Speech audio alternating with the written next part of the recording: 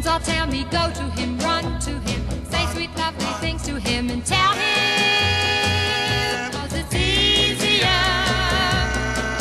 said than done. I first met Terry Box in 1984 at the Collin County Republican headquarters, where a group was preparing a mailing for candidates. I had recently joined the Plano Republican Women's Club and was a newcomer to the community. Mary Scruggs and Maydell Grubbs, grand dames of the Republican Party, took me under their wing. Terry was then Chief Deputy under Sheriff Joe Steenbergen. He was a diligent worker in the party and was subsequently appointed sheriff at the time of Joe's death. He took office February 14th, 1985. It quickly became obvious that being sheriff of Collin County was a coveted position, because we soon had 5 candidates in the race. I can remember everyone telling Terry and Rendy that not only did they need to prepare for the primary, but a runoff, because it was highly unlikely that any candidate would receive 50% plus 1 vote in the primary.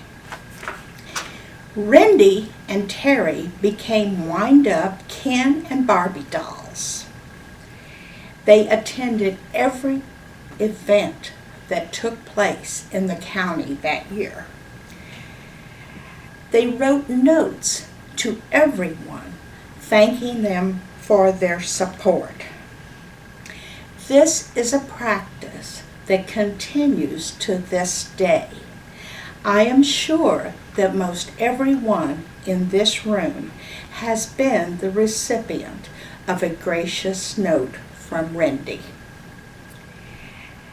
I feel confident that this young couple were totally intimidated by the grand dames.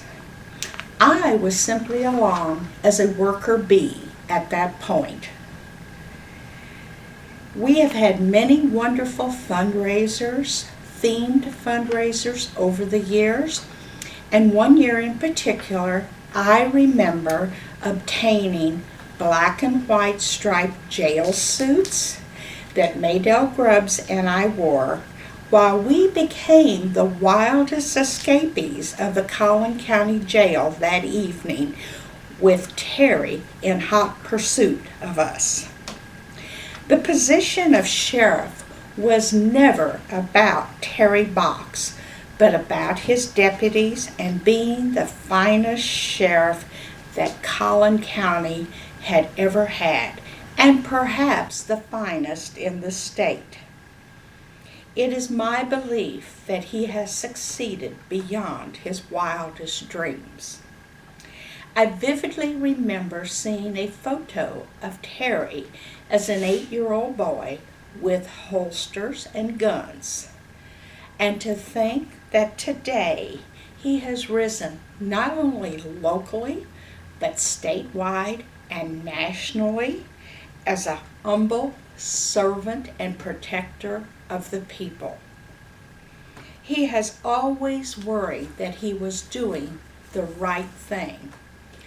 I can remember being the recipient of many late-night calls pondering an election dilemma. More politicians should emulate his behavior.